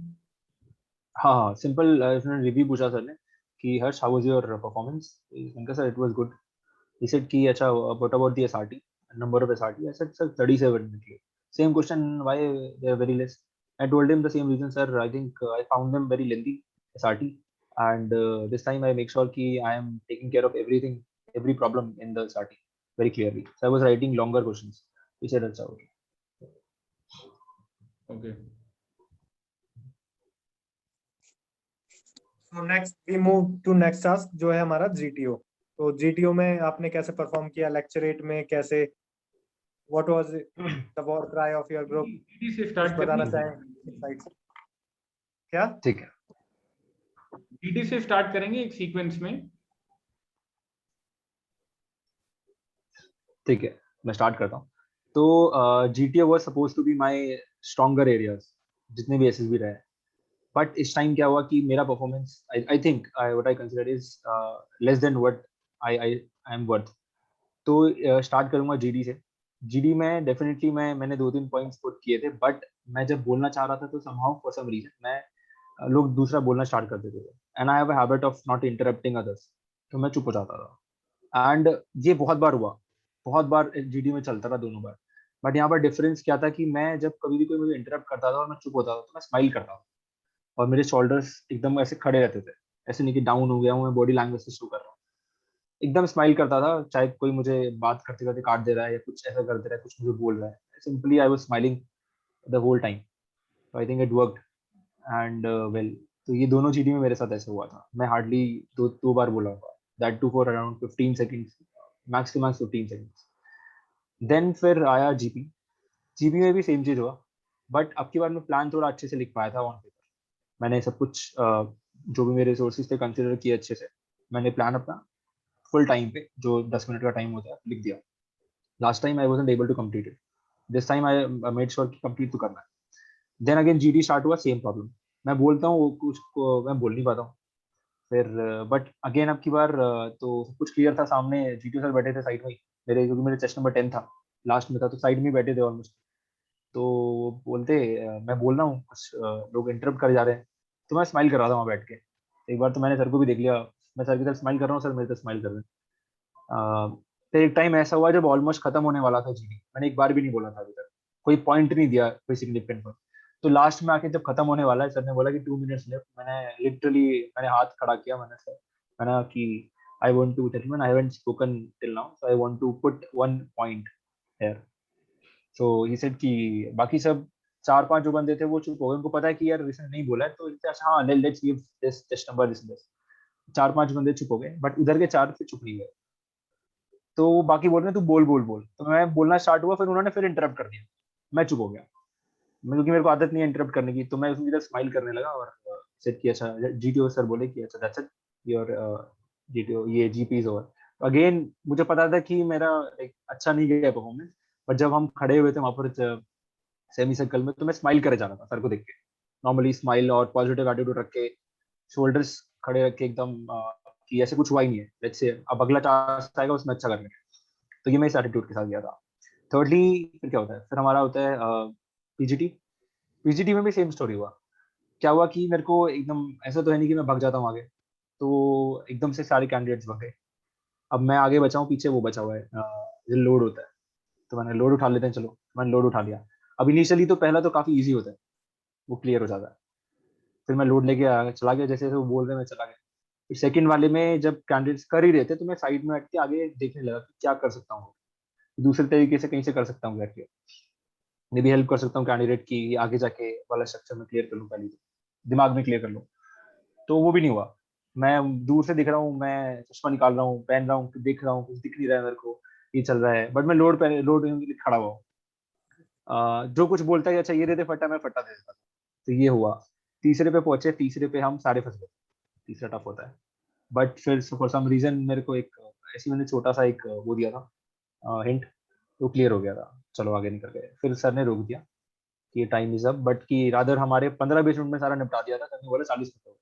चलो ठीक है, हो गए। फिर इसके बाद होती मुझे रियलाइज हो गया कि अब मुझे ना परफॉर्म करना पड़ेगा, अदरवाइज मैं बाहर जाने, क्योंकि मैं कहीं भी इम्पैक्ट नहीं डाल रहा था। तो मैंने जब हमारा एग्जीटी हुआ जस्ट नेक्स्ट में, तो व्हाट आई डिड, सबसे पहले मैं जैसे ही आगे खड़ा हो गया, मैंने कहा कि यार मैं जाऊंगा आगे, तो मैं आगे चला गया। और क्योंकि आगे से स्ट्रक्चर सामने है तो आपको दिख जाता है, आप आइडियाज दे सकते हो। अगर आपको आप खड़े ही नहीं हो उसके सामने तो आप कैसे दे पाओगे। तो मैं आगे पहुंच गया, स्ट्रक्चर्स देखे जल्दी जल्दी से, सर काफी मेरे ख्याल जल्दी में थे। सर ने बोला अच्छा ठीक है नेक्स्ट नेक्स्ट, अच्छा ये ठीक है, और कुछ है, ठीक है नेक्स्ट नेक्स्ट करके वो हो गया। तो वो मेरा वहां पर थोड़ा ठीक हो गया, तो मैं थोड़ा सा स्माइल मेरी वापस आ गई, अच्छा चलो ठीक है ये हो गया। आई थिंक, अच्छा मैं थोड़ा सा और थोड़ा पीछे से ज्ञान देता हूँ उसके बारे में कि क्या आई थिंक क्या कर सकते हैं क्या नहीं कर सकते। आई थिंक जीडी में देखा जाए तो अगर आप अपने पॉइंट्स बोलो और मेक श्योर कि आप रेलेवेंट पॉइंट्स बोल रहे हो, ऐसे नहीं कुछ भी बोल रहे हो, अनडिस्ट्रैक्ट मत हो। अगर सर ने 3 पॉइंट्स दिए हैं तो stick to 1 point, unless and until तुम्हें कुछ नहीं आता है लेट्स से, तो फिर आप नॉर्मली बोल सकते हो, बट स्टिक टू 1 पॉइंट। क्योंकि आप ध्यान से सुनोगे तो सर कहते हैं कि what do you think is the most favourable reason for this is this the top, is this the factor, is this the factor. तो वो सिग्नल दे रहे हैं कि आपको एक चीज के बारे में बोलना है। दिस इज माय ऑब्जर्वेशन, तो मैं एक के बारे में बोलता था। डोंट इंटरप्ट अदर्स, और सुनो दूसरे को। 2-3 बार बोलना is more than enough, 10 to 15 second, 20 second is more than enough. Same with GP and PGT में अगर आइडिया आ रहा है तो दो, अदरवाइज शट योर माउथ, और जो दूसरा बोल रहा है उसकी हेल्प करो, दैट्स इट।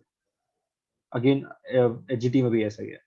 ये जो चार टास्क हैं काफी ग्रुप डोमिनेटेड टास्क, तो मैं एक एटीट्यूड से गया था कि यार अब की बार I would think always a group, and that is a reason जब जीडी में मुझे कोई इंटरप्ट कर रहा था तो मैं बोल नहीं रहा था, मैं उसको ऊपर कुछ नहीं बोल रहा था। या जीपी में चल रहा है तो मैं उसको इंटरप्ट नहीं कर रहा हूँ, क्योंकि मुझे पता है सोल्यूशन आ रहा है, तो लेट्स चलने देते हैं। मेरा शायद इन्वॉल्वमेंट कम है, बट ग्रुप का सोल्यूशन आ रहा है, ग्रुप प्रोग्रेस कर रहा है, तो that was more important too. तो मैं इस एटीट्यूड से गया था, इसलिए मैं ये सब कर रहा था। फिर उसके बाद जो एग्जैक्ट मेरे सीक्वेंस से याद नहीं है, बट मैं ऐसे बताता हूँ। लेक्चर रेट अगेन मेरा थोड़ा सा जीके ठीक है, तो लेक्चर रेट मेरा न्यूक्लियर एनर्जी के ऊपर आया था कि एडवांटेजेस क्या है न्यूक्लियर एनर्जी के, तो मैंने वो ठीक बोला था, सही टाइम पे, एग्जैक्ट सेम टाइम पे मैंने एंड किया। फिर हमारे होते हैं फिर नेक्स्ट दिन मैं इंक्लूड कर ले रहा हूँ अभी। तो हमारे ऑब्स्टिकल्स होते हैं, ऑब्स्टिकल्स वो अगेन सबको पता है क्या होता है।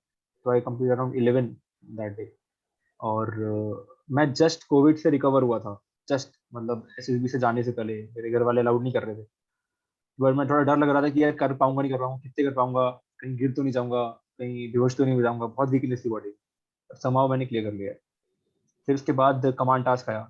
अब इतनी परफॉर्मेंस के बाद मुझे नहीं लगा था कि मेरा कमांड टास्क, मुझे लगा था कमांड टास्क बिल्कुल ऐसे आने वाला है, हलवा सा वो रखेगा फट्टा, मैं आगे बताऊंगा। और एक्चुअली हुआ भी यही।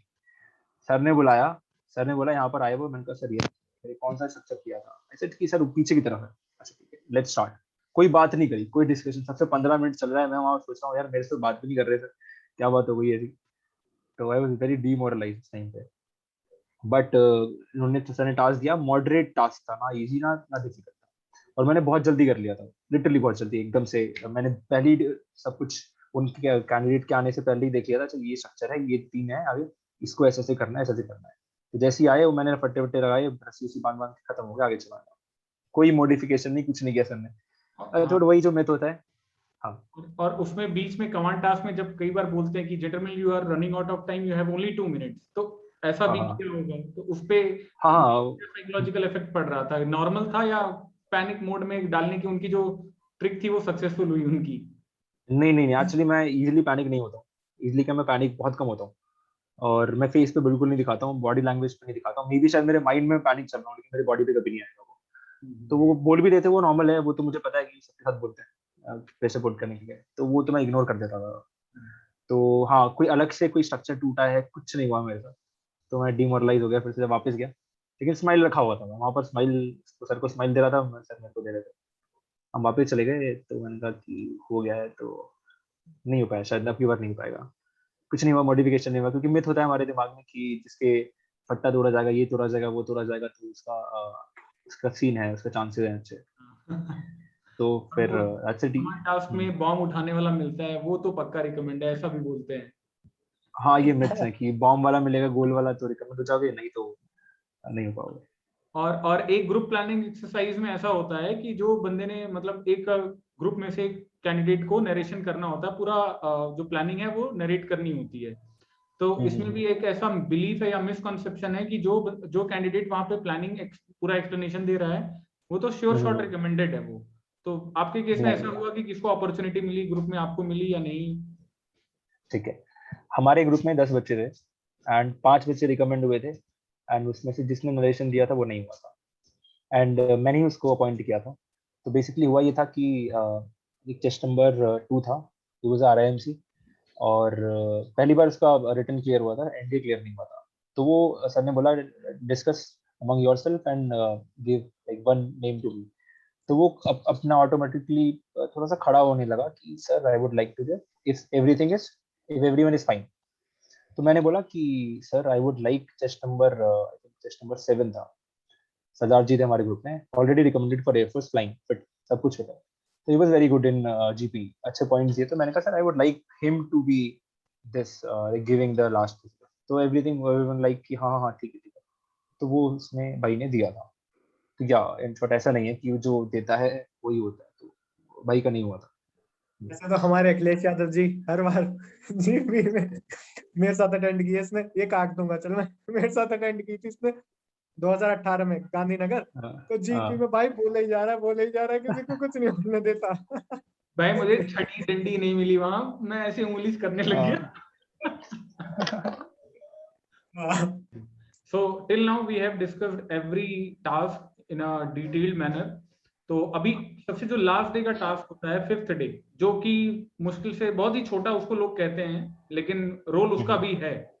कॉन्फ्रेंस पर आते हैं, तो कॉन्फ्रेंस में आपको क्या लगा कि जैसे चेस नंबर एक सीक्वेंस में 3 चेयर लगाई जाती है, स्क्रीन पर अपना चेस नंबर दिखता है, तो उसमें भी बहुत चीजें चलती हैं कि भाई इसके आने के पहले तो इसके लिए 10 मिनट बाहर बिठा के रखा, तो इसका मतलब ये तो रिकमेंडेड है, या कम टाइम लिया तो वो भी रिकमेंडेड है, तो ऐसा कुछ हो जाता है। तो ये आप बताओ आपका क्या एक्सपीरियंस रहा और कितना मिनट बाहर वेट कराया? ठीक है, क्या है कि सभी को हेल्प मिलेगी, जो रिपीटर्स हैं सबसे ज्यादा तो उनको, और जो फ्रेशर्स हैं उनको भी। ठीक है ठीक है। तो मेरा चेस्ट नंबर 10 था, I was the last chest number to be called in. तो उससे पहले जो 9 हमारे साथ 9 बंदे गए थे, they went in, wait 30 seconds wait कराया होगा, दे वेंट इन 30 सेकंड्स हुआ बाहर, ऐसे चल रहा था, गए बाहर सभी सब चल रहा। एंड जब मेरी बार ये मैं चेस्ट नंबर 10 था, तो I was praying to the god यार कि रोक लो, थोड़ा सा रोक लो, बाहर रोक लो मेरे को। तो अराउंड 1 मिनट क्रॉस हो गया, आई वाज थिंकिंग अच्छा ठीक है, थोड़ा और रोक लो। 2 मिनट क्रॉस हो गए। देन आई रियलाइज कि मे बी शायद मेरा डिस्कशन चल रहा है, मे बी शायद चेस्ट नंबर 9 जो गया उसका डिस्कशन चल रहा है, नॉट श्योर। तो फिर 3 साढ़े 3 मिनट हुए, आई थिंक हुए होंगे, मुझे एग्जैक्टली याद नहीं है क्योंकि मैं उस टाइम पे थोड़ा सा एंशियस हो रहा था बैठे बैठे। तो 3 साढ़े 3 शायद मिनट हुए होंगे। तो मुझे अंदर बुलाया, मैं कॉन्फिडेंटली अंदर गया, मुझे शायद लग रहा था शायद चांस है। I went in and sir ने बोला हैव अ सीट हर्ष। तो जैसे ही मैं बैठा, सर सेड कि नॉर्मली क्या क्वेश्चंस होते हैं कि how is the food, any problem, ये सब चीजें, how is the stay, something. Sir का पहला क्वेश्चन था, so Harsh you have done your mathematics honours from Delhi university right, so tell me something about this. तो जैसे सर ने बोला, आई रियलाइज कि यार नहीं, ये तो नॉर्मल क्वेश्चन नहीं है, समथिंग समथिंग इन देयर, कुछ तो हुआ है जो मेरा ही डिस्कशन हुआ है, and I think I am maybe a doubt case. So हाँ, मेरा कॉन्फ्रेंस जो था पूरा अराउंड 8 to 10 मिनट्स चला।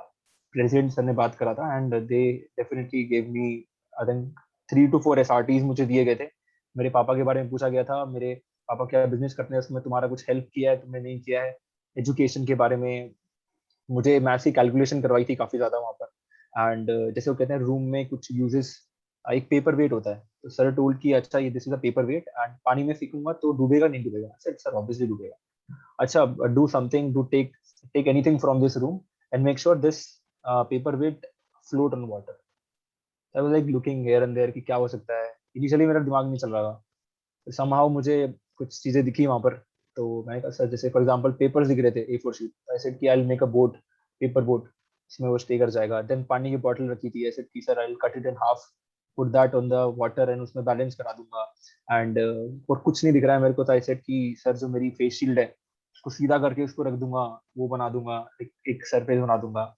फिर एक मैंने बोला सर अच्छा sir what I can do, I know swimming, तो मैं अंदर जाऊंगा पानी के, उसको हाथ में पकड़ के ऐसे नीचे फ्लोट कर रहा हूँ पानी में। अच्छा चलो ठीक है, और बताओ। तो ऐसे ही चलता रहा। एंड और भी SRTs पूछे थे, कोविड से रिलेटेड पूछा था। तो ये मेरा 8-10 मिनट चला होगा। एंड थिंग इज कि जैसे मैंने बताया कि मेरे प्रेशर मैं दिखाता नहीं, कभी शो नहीं करता हूँ। तो मैं आई वाज सिटिंग देयर, मैं कॉन्फिडेंटली बोल रहा हूँ, सब कुछ चल रहा है, बट मेरी right finger was like vibrate कर रही थी, ऐसे ऐसे बैठे हुए, ऐसे राइट, बस ये वाली फिंगर राइट लेग पे। एंड मैं सोच रहा हूँ यार कि ये क्यों हो रहा है, मैं कॉन्फिडेंटली बोल रहा हूँ, मैं इसको ऐसे दबाने की कोशिश कर रहा हूँ, बट वो दब नहीं रही है, और तो भी ऐसे वाइब्रेट कर रही है। सब लोग देख रहे होंगे मेरे को कि मैं इसे छुपा रहा हूँ, बट वो हो रही है। But I think it still went, I think in a positive way, कि मेरा बॉडी वाइब्रेट कर रहा है या मे बी थोड़ा हाइबरनेट कर रहा है, बट स्टिल मैं कॉन्फिडेंटली बोल पा रहा हूँ, मैं दिमाग चला पा रहा हूँ थोड़ा सा। तो या हाँ, एंड सेकेंडली मैं एक इम्पॉर्टेंट बात बता पाऊंगा कि जो मेरे कुछ सॉल्यूशंस थे एसआरटी के, जो भी थे, कुछ बहुत वाहियात थे honestly, I which I think अभी मैं देखता हूँ तो मुझे लगता नहीं कि वो ज्यादा लॉजिकल थे, ज्यादा वर्क कर पाते। बट थिंग इज कि शायद मैं बोल रहा था और मैं सोच रहा था कि वो मेरे लिए वर्क किया, मैं सोल्यूशन दे रहा था, इसे अच्छा नेक्स्ट, फिर बोला, फिर नेक्स्ट, फिर मैंने कुछ बोला, फिर कुछ बोला, तो मैं कॉन्टिन्यूसली दिमाग चला रहा था, मैं ट्राई कर रहा था। आई थिंक दैट, आई थिंक कुछ पार्ट प्ले किया होगा उसमें, हाँ। So that was the confidence. And थोड़ा सा हल्का स्विच करता हूँ, पहले जब मैं वेट कर रहा था, जब मेरा वेट स्टार्ट नहीं हुआ था, आई वाज श्योर कि मैं घर जा रहा हूँ, और मैं सोच रहा था कि प्लेन की टिकट कौन सी सस्ती पड़ेगी, या क्या करना है, ट्रेन से जाना है, कैसे जाना है, सब प्लान कर रहा था। लेकिन जब वेट करा गया 2-3 मिनट, तो मैं सोचा अच्छा ठीक है, कुछ है। एंड देन आफ्टर दैट फिर रियलाइज हुआ, अच्छा I could have done better, but may be chance है अब की बार। बट हाँ, एट द लास्ट जब नाम लिया गया, I was very happy and shocked at the same time. तो अब लास्ट क्वेश्चन की तरफ आते हैं। तो आपकी लाइफ कैसी है? How is your life after getting recommended? क्या चेंज हुआ है? ज्वाइनिंग कब है आपकी? इसके बारे में कुछ ठीक बताइए। ठीक है, ऑनेस्टली बताऊं, मैं काफी लेजी हो गया हूँ आफ्टर रिकमेंडेशन। बिकॉज पहले लाइफ में गोल था कि अच्छा यार, आई शुड डू, ये सब एक्सरसाइज करनी है, ये करना है, उठना है, पढ़ना है, ये सब करना है, रूटीन बनाना है। But after that there is some like laziness आ गई है बॉडी में, कि यार अच्छा ठीक है, ये भी कर लेंगे, हो जाएगा, हो जाएगा। तो दैट इज ऑब्वियसली, मुझे आई एम वर्किंग ओवर इट, फिर से मैं अपना रूटीन रूटीन सेट कर लिया मैंने। बट बीच में हुआ है मेरे साथ 1-2 महीने में आराम से पड़ा हुआ हूँ, टीवी देख रहा हूँ, टाइम वेस्ट कर रहा हूँ पूरी तरह से, एक्सरसाइज भी नहीं कर रहा हूँ। बट अब जैसे जैसे टाइम पास आ रहा है ज्वाइनिंग का, तो मेरे अंदर भी थोड़ी नर्वसनेस बढ़ रही है, तो मैं वापस से लाइन पे आ रहा हूँ।